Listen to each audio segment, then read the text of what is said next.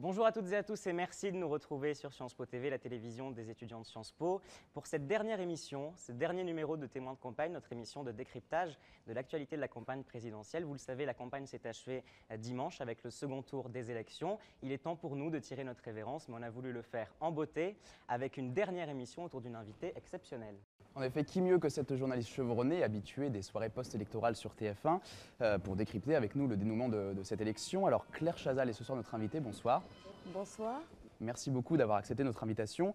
Vous présentez les JT de TF1 donc le week-end depuis 1991. Vous êtes la directrice adjointe de l'information de la chaîne depuis 1997, observatrice privilégiée des campagnes présidentielles depuis de nombreuses années. Vous nous avez fait vivre celle de 2012 ces derniers mois. Alors on va commencer avec une question peut-être un peu personnelle. Vous avez été au cœur des deux soirées post-électorales sur TF1, après le premier et après le second tour. Comment est-ce que vous les avez vécues ces soirées? Quelle est l'ambiance sur un plateau dans les coulisses à l'annonce des résultats? Alors, nous les avons vécus diversement. D'abord sur un plan, j'allais dire, journalistique et de réalisation, on était plus heureux de la deuxième soirée que de la première, mais ça, ce sont des problèmes techniques, de son, d'image, on n'était pas très content de la première. On a été, je crois, assez satisfait de la deuxième. Elle supposait de suivre au plus près les deux candidats et évidemment le gagnant, parce que vous savez que maintenant on a besoin d'images permanentes, que évidemment les moyens de communication sont tels qu'on doit tout avoir dans l'instant. Et nous avions mis des motos partout, des reporters partout, à Tulle, à la Bastille, à Solferino, à la Mutualité, à l'Élysée bien évidemment, à la Concorde, partout. Et l'idée c'était de faire vivre cette soirée le plus complètement possible. Je crois qu'on y est arrivé à peu près. Ça ne signifie pas qu'on a gagné en audience, mais peut-être qu'on en parlera. Toujours est-il que nous étions assez contents. Enfin, on pourra revenir sur les détails. Quant au fond, évidemment, ce qui est le plus important peut-être, nous nous appuyons toujours sur des estimations de la Sofres. Cette année, c'était la Sofres, qu'on a retrouvée d'ailleurs avec bonheur, puisqu'au premier tour, elle a été, vous le savez, elle nous a donné des estimations très proches de la réalité. Et donc, nous avions confiance. C'est très important d'avoir un institut dans lequel on peut avoir confiance, parce qu'évidemment, c'est ce qui affiche, j'allais dire, la neutralité de la chaîne et l'objectivité. Cette fois-ci, alors, écoutez, vers 18h30, on a eu une idée, donc c'est là que commencent évidemment les tensions et le suspense. Vers 18h30, on a eu une idée assez précise. Enfin, nous étions à ce moment-là à 52-48. La Sofres a affiné son estimation tout au long de la soirée, mais bon, je crois qu'on est resté assez près du résultat. On avait à peu près le sentiment que c'était assez juste et que nous ne faisions pas d'erreur en affichant le gagnant à 20h, François Hollande. Voilà. Et après, je crois qu'on a essayé de faire vivre cette soirée. Voilà. Justement, une question sur les résultats. Vous avez évidemment un devoir de réserve, mais est-ce que l'incertitude a plané longtemps sur ces résultats, ou bien vous avez eu le sentiment qu'à partir d'un moment, on savait que François Hollande allait gagner l'élection?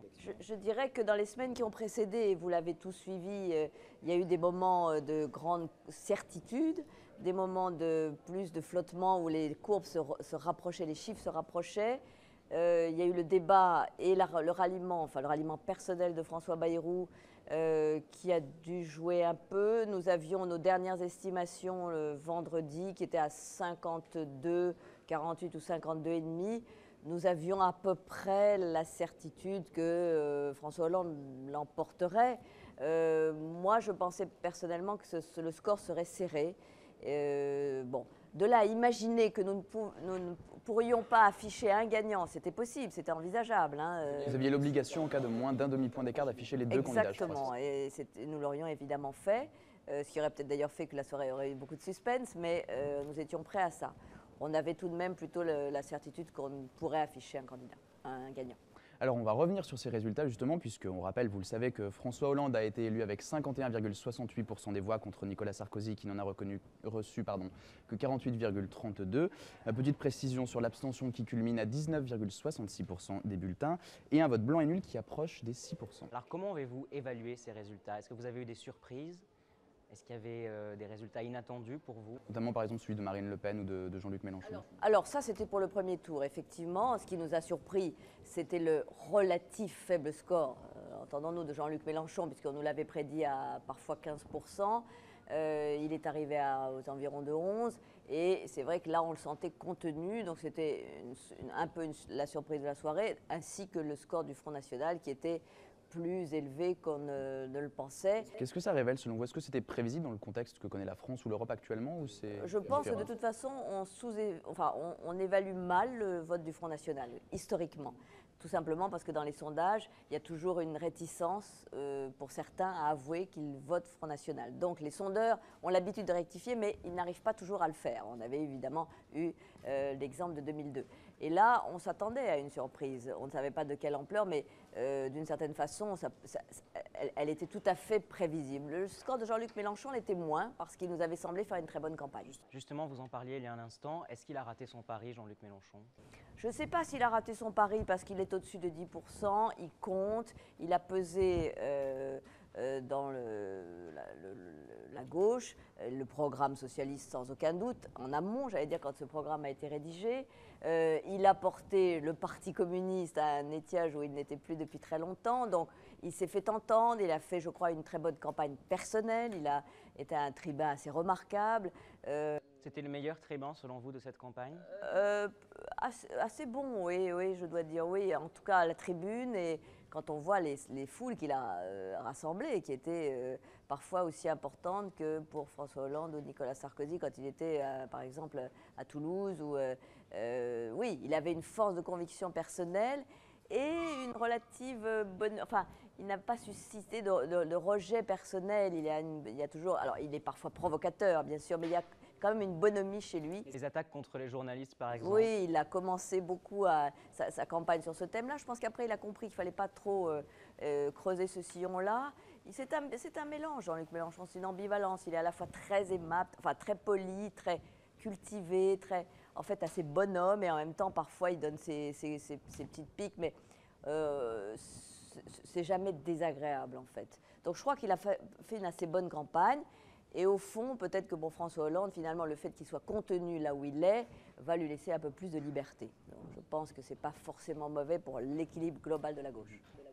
Alors toujours à gauche, une campagne peut-être un peu moins réussie, celle d'Europe Écologie Les Verts, puisqu'Eva Joly n'a reçu que 2,31% des suffrages. Alors pour vous, cet échec, il provient d'où? Est-ce que c'est une erreur de candidate, un manque de cohésion? Et en tant que journaliste, est-ce que vous pensez qu'elle a eu un bon rapport avec les médias ou est-ce qu'elle manquait vraiment d'une équipe de communication autour d'elle? Je pense qu'elle a été très isolée, que peu de leaders du parti Europe Écologie Les Verts l'ont vraiment soutenue, j'allais dire à plein, et qu'aussi il y avait sûrement un problème de candidate. Enfin, je crois que c'est une évidence. Quand on regarde les élections antérieures, notamment les européennes, d'autres leaders ont fait beaucoup plus. Et Daniel Cohn-Bendit ou Nicolas Hulot, pour prendre des gens assez différents, à mon avis, étaient infiniment plus populaires. Eva Joly a, je crois, suscité une forme de rejet ou d'incompréhension, y compris dans son propre parti. Les votes blancs, on change un peu de sujet, qui s'approchent les votes blancs et nuls qui s'approchent de 6%.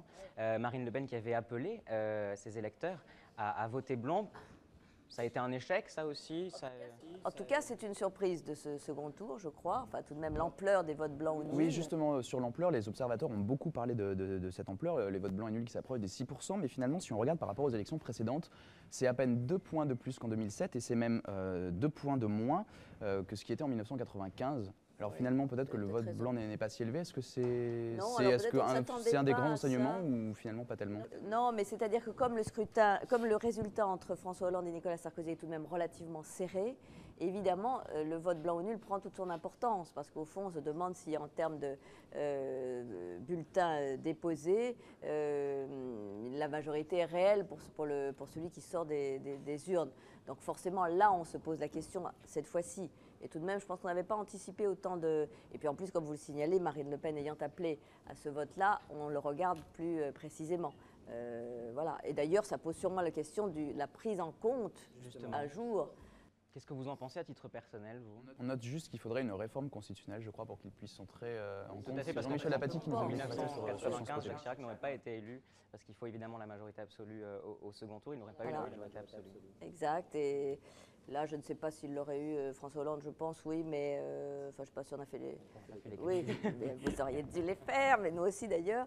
C'est une question, moi, personnellement, je pense que au fond, c'est une expression, ce sont des électeurs qui signifient quelque chose par leur vote blanc, et moi je ne serais pas contre le prendre. Pourquoi cet échec de toutes les propositions de loi qui sont très nombreuses déposées à l'Assemblée pour la prise en compte du vote blanc? Notamment, on se rappelle François Bayrou proposé une qui avait fait son chemin mais qui avait échoué. C'est vrai que la plupart des partis finalement ne vont pas jusqu'au bout et ne freinent pas cette mesure. Et ben c'est une bonne question. Je pense qu'il faut les interroger. Non, il y a peut-être aussi une référence à la tradition française qui fait qu'on ne l'a jamais pris en compte et qu'il y a l'histoire de notre pays. Mais c'est vrai, il faudrait sûrement s'interroger. Alors après les résultats, on va passer maintenant à l'analyse un peu plus large de la campagne. Comment est-ce que vous l'avez ressenti cette campagne par rapport aux précédentes? Vous avez un regard comparatif depuis le temps que vous traitez ces sujets-là sur TF1 depuis 1991. Est-ce que cette campagne elle a été différente et sur quel point par rapport à celle que vous avez pu suivre jusqu'à présent?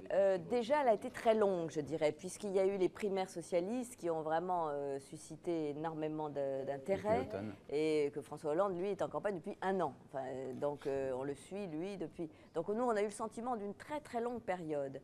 Ensuite, j'ai quand même eu le sentiment d'une assez grande violence dans les propos, dans les prises de position. Plus qu'auparavant, selon vous?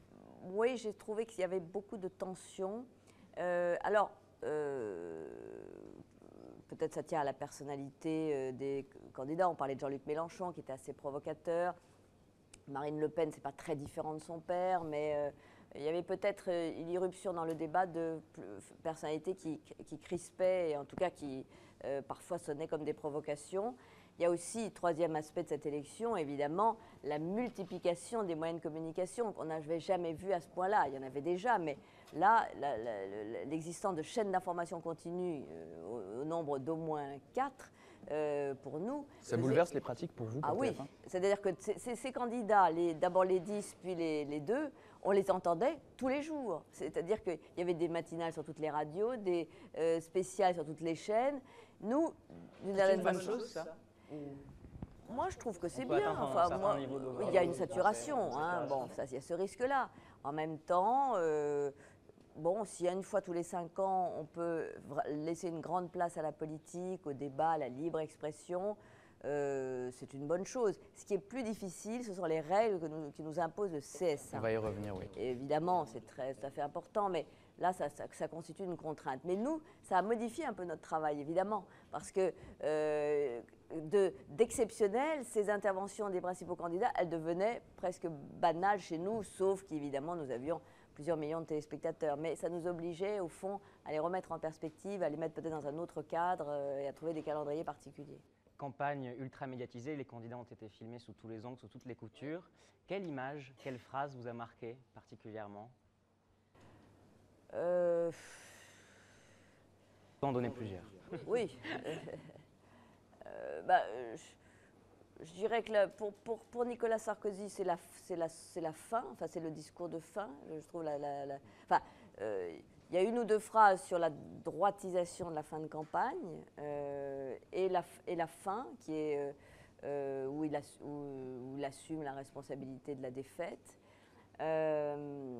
Pour François Hollande, sans doute, la fin du débat, quand il martèle la fameuse tirade où 16 fois il explique que s'il est président, moi président, c'est assez. Je pense que ça restera dans les esprits, d'ailleurs, comme parfois des phrases de ces débats qu'on a ressortis. Je pense que ça va.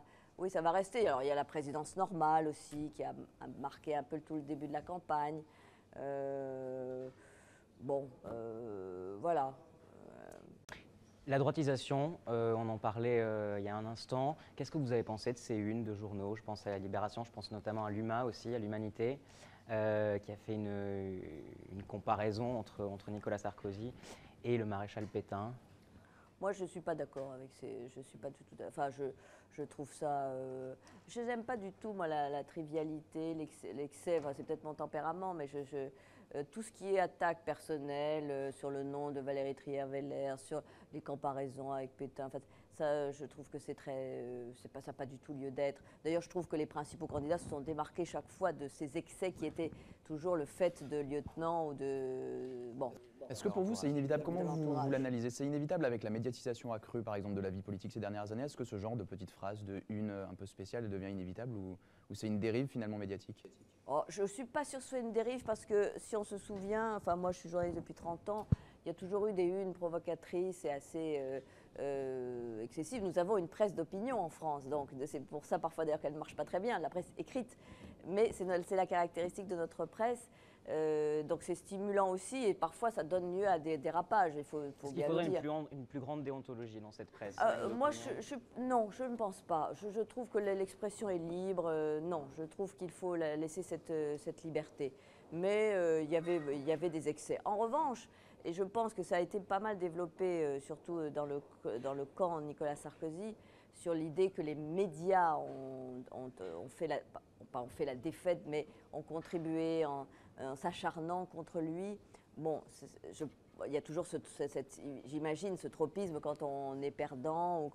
Mais je ne crois pas que ça a été le cas. Voilà, je ne crois pas qu'il y ait... Si on prend le paysage complet, c'est-à-dire la presse de droite à gauche, je ne crois pas qu'il y ait eu une presse majoritairement pour François Hollande et majoritairement contre Nicolas Sarkozy. Je crois que ça s'est équilibré, avec des excès.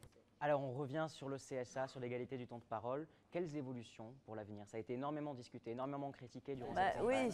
Oui, parce que c'est très contraignant en fait. Enfin, c'est très bien qu'il y ait des règles, hein, c'est tout à fait important, mais quand on est contraint à l'équilibre du temps de parole entre Jacques Cheminade, Nathalie Arthaud et Nicolas Sarkozy, François Hollande, sur une fin de campagne, ça fausse énormément. Ça veut dire qu'au fond, paradoxalement, ça assèche la parole politique. Par exemple, pour TF1, nous avions cessé de faire parler les hommes politiques, puisqu'il fallait la stricte égalité. Donc, il n'était pas question chaque fois de revenir à Cheminade, hein, dès lors qu'on faisait parler les principaux. Donc, il y a beaucoup d'effets pervers. Je pense. Est-ce qu'on ne peut pas agir à la base sur les signatures qu'il faut obtenir pour être candidat? Ça, sans doute. Sans doute, c'est beaucoup ce qu'ont dit certains candidats. Ça permettrait de poser un seuil. Exactement. Voilà. On peut penser que ça serait plus rationnel. En même temps, finalement, que des idées s'expriment. Moi, on discutait évidemment chaque fois qu'ils sont venus sur le plateau, et même si Nathalie Arthaud a elle n'a pas eu énormément de suffrages. Au fond, elle était très heureuse de ces tribunes qui lui étaient offertes une fois tous les 5 ans. Et finalement, c'était assez stimulant. On découvre aussi des personnalités. Mais je pense qu'il faut quand même assouplir les règles. Voilà. Alors par rapport aux estimations de résultats que vous n'avez pas le droit de dévoiler avant 20h, vous avez dit tout à l'heure qu'aux alentours de 18h30, vous avez déjà une idée assez précise. Oui. Est-ce que pour vous aussi, ça doit être repensé Ça, je pense qu'on va aller vers... Enfin, la logique, c'est que tous les bureaux de vote ferment à la même heure. Et à ce moment-là, on n'aura plus de problème. Alors, je crois que c'est contraignant pour les petites communes, pour les grandes... Enfin, on peut trouver un moyen terme, à mon avis. Hein. Ce qui est bizarre, d'ailleurs, c'est qu'on n'ait pas anticipé ça cette fois-ci. Ça n'empêche pas les sondages au sortir des urnes? Non, c'est vrai que ça n'empêche pas de toute façon les sondages sortis des urnes, et ça c'est vrai que ça sera toujours un écueil, mais ils sont tout de même moins fiables que les estimations sur bulletins dépouillés, donc ça sera déjà un moindre mal. Mais alors on va revenir justement sur les sondages. 293 en 2007, aux alentours de 400 cette année. Alors est-ce qu'on en fait trop? On sait que ce sont souvent les médias qui les commandent, c'est un peu le fonds de commerce des chaînes, des journaux, des radios. Est-ce que c'est pas justement de nourrir cette spirale, et est-ce que tous ces sondages finalement servent vraiment à quelque chose? Ça c'est sûr. Nous par exemple à TF1, nous avons pris, mais ça fait très longtemps, le parti de ne donner aucun sondage. Vous ne commandez aucun sondage pendant la campagne? Nous n'en commandons aucun et nous n'en donnons aucun. Donc moi je suis à l'aise pour vous répondre qu'effectivement, je pense que si on veut essayer de donner une information sereine, en tout cas un tout petit peu détachée de l'événement quotidien, et c'est très important pour la formation des grandes idées politiques, notre responsabilité, c'est justement de ne pas coller à ces aléas que provoquent les sondages et les sondeurs. Donc de toute façon, notre religion, elle est claire. Alors après, pour les chaînes d'information qui en ont largement fait état, oui, je pense qu'on peut s'interroger sur parfois la qualité des sondages. Oui, on sait qu'ils arrivent souvent à prédire l'ordre d'arrivée des candidats, mais que les marges d'erreur peuvent être assez importantes. Absolument. On en a eu l'illustration avec Marine Le Pen ou Jean-Luc Mélenchon. Mais malgré tout, dans quelle mesure ils influencent l'opinion? Alors ça, c'est vous, étudiants de Sciences Po, qui devez le savoir, aussi bien que nous, parce que finalement, c'est très difficile à mesurer. Que font les médias, que font les sondages, comment se forge une opinion. On est tellement loin, nous, ici à Paris, dans nos cercles, de l'opinion du pays profond. Enfin, il faut se le dire, on est totalement coupé des réalités. On ne sait pas du tout avec quelle référence, quelle culture l'électeur met son bulletin de vote. Effectivement, c'est bien de le rappeler. Oui. On ne sait rien, mais rien. Bon. et sur le peu, au fond, sur le peu de moyens de jugement qu'ont les électeurs. Donc c'est de l'impression, c'est un regard, c'est un visage, alors bien sûr que les sondages influencent. Moi j'aurais tendance à dire que pas tant que ça, mais voilà, je pense que le pays c'est plus lourd, quand les grandes tendances sont plus lourdes. Mais... Alors on en a parlé un petit peu tout à l'heure, dans cette campagne on a assisté à beaucoup d'attaques contre les médias de la part des politiques, on pense à Jean-Luc Mélenchon, à Nicolas Sarkozy à la fin ou à Marine Le Pen. Effet de mode ou vrai dérapage, est-ce que finalement c'est tendance de critiquer les médias ou est-ce qu'il y a des vraies raisons et est-ce que la presse n'a pas une autocritique de son travail à faire également? Moi je pense qu'on a toujours une autocritique à faire de son travail, ça c'est sûr, hein, évidemment. Moi je pense qu'on n'est jamais parfait, on tend vers l'objectivité, surtout je dirais sur des grandes chaînes généralistes parce que notre vocation c'est de toucher le plus grand nombre, donc ce n'est en aucun cas de prendre parti. Et voilà. Même si on appartient à un groupe qui est proche de Nicolas Sarkozy ou à un groupe public qui serait plutôt proche du pouvoir, ça n'a pas de sens. Bon, nous cherchons à toucher le plus grand nombre. Donc on tend vers l'objectivité, mais bien sûr qu'on peut faire notre autocritique tout à fait. Voilà, je pense qu'il y a eu de très bonnes émissions qui ont été proposées au public. Et je le dis volontiers que je pense qu'il y en a eu des très bonnes sur France 2 et pas forcément sur TF1, mais c'est pas... France 2 qui a réalisé, on le rappelle, de meilleures audiences apparemment que TF1 cette année. Oui, c'est vrai. France 2 a fait en tout cas sur les 2 soirs électorales, oui, ce qui est historique pour, j'allais dire pour nous et pour moi, parce que moi j'en ai vécu et malheureusement, Dieu sait si j'en ai fait, cette fois-ci on a été battus. Bon, ben voilà, il faut en prendre acte, voir ce qui pèse. Il va y avoir des réorganisations dans le service d'information de TF1. J'imagine. Enfin, en tout cas, on y réfléchit déjà. Déjà, on avait tiré les leçons du premier tour qui n'était pas bon. Bon, enfin, ça ne nous a pas permis de gagner plus. Donc, c'est vrai que c'est pour nous une profonde remise en question. Enfin, c'est même une sorte de choc parce que la rédaction de TF1 est historiquement dans le paysage audiovisuel, elle domine, elle a toujours dominé. Sur les grands événements, elle a toujours dominé. Moi, j'ai toujours animé des soirées électorales qui l'ont emporté. Et là, c'est vrai que je suis face à ça. Bon, voilà. On quitte quelques minutes TF1, on va chez Canal+. Jean-Luc Mélenchon s'est un petit peu acharné contre l'émission de Yann Barthès, Le Petit Journal. Qu'est-ce que vous pensez de ce mélange divertissement, information? Moi, je suis un peu réticente. Je trouve que Yann Barthès a beaucoup de talent quand il a lancé son idée de petit journal et comment dirais-je, de prise de distance par rapport à la politique, le fait de tourner en dérision les candidats et de se moquer. C'est très sain et c'est très bien et c'était très inventif.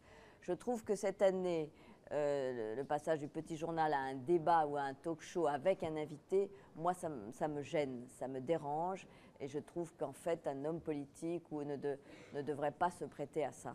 Voilà, je trouve que c'est dévoyer d'une certaine façon la politique. Ça n'empêche pas l'humour, ça n'empêche pas. Mais là, c'est vraiment une façon de caricaturer les choses. Vous avez mal ressenti alors les prestations par exemple de Nicolas Sarkozy ou de François Hollande qui se sont prêtés au jeu finalement de cette émission? Je les ai regardés et je dois dire que d'ailleurs ça alimente ce que je dis. Je dirais qu'ils n'ont même, à ces moments-là, ils n'ont même pas eu le courage d'aller au bout de l'humour parce c'était extrêmement, à ce moment-là, policé. Et d'ailleurs, les deux ont été... Enfin, Sarkozy surtout, parce que François Hollande a dû annuler son émission à cause de l'affaire Mera, je crois que c'était le drame Mera, et il ne l'a fait qu'après. Mais Sarkozy était excellent pendant cette séquence sur Canal+, mais reconnaissez qu'on n'a pas été très méchant... Enfin, qu'il y a eu vraiment une séquence très bon enfant et assez gentille. Donc finalement... sa fonction d'aiguillon il ne l'a pas vraiment occupé ce jour-là. Il n'a pas bon.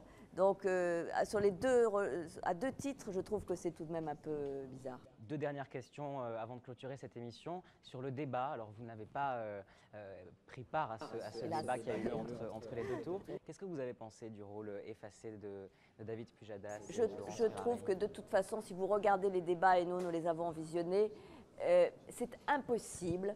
Quand vous êtes chargé d'animer, entre guillemets, c'est pas bon, un débat entre deux candidats, les deux finalistes, il est impossible d'avoir un rôle, ou pratiquement impossible d'avoir un rôle éditorial. L'idée est simplement de répartir le temps de parole, de faire que les temps soient respectés, que les chapitres que l'on a définis à l'avance s'enchaînent à peu près dans un temps imparti. Et alors, comment les journalistes peuvent arriver à imposer, parce qu'on a vu David Pujadas et Laurence Ferrari essayer justement de passer au chapitre suivant, comment c'est possible d'après vous? Est-ce qu'il faut repenser la formule du débat? Oh, écoutez, moi je trouve que là vous n'êtes pas très juste parce qu'ils y sont quand même un peu arrivés. Ça a été difficile quand même.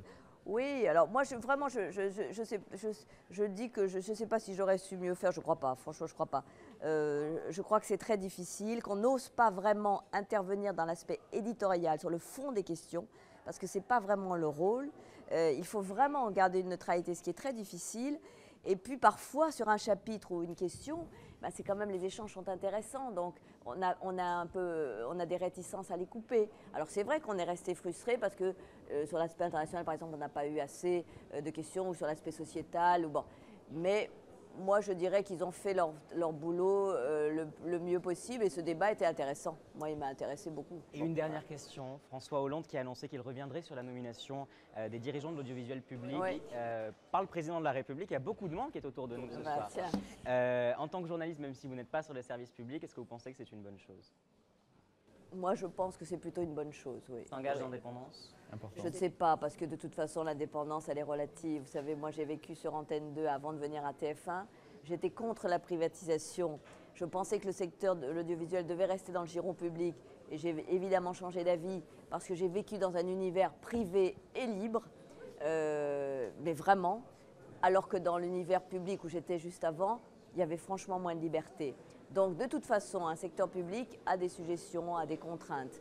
Je pense que quand même, le fait que il y a un semblant de nomination extérieure, disons par une instance qui s'appelle le CSA ou autre, me paraît tout de même un tout petit peu plus ça. Voilà. Ce sera le mot de la fin. Merci à toutes et à tous d'avoir suivi cette dernière émission de Témoins de campagne.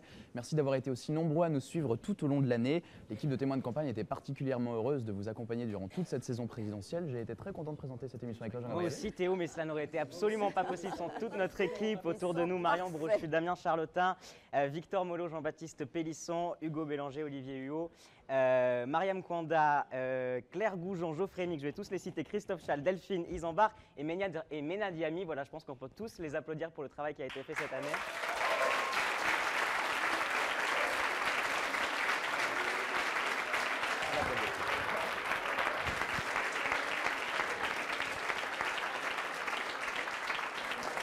L'année prochaine, vous retrouverez une toute nouvelle équipe. On espère que vous serez aussi nombreux que vous avez été cette année à les suivre. On vous dit à bientôt. Merci beaucoup.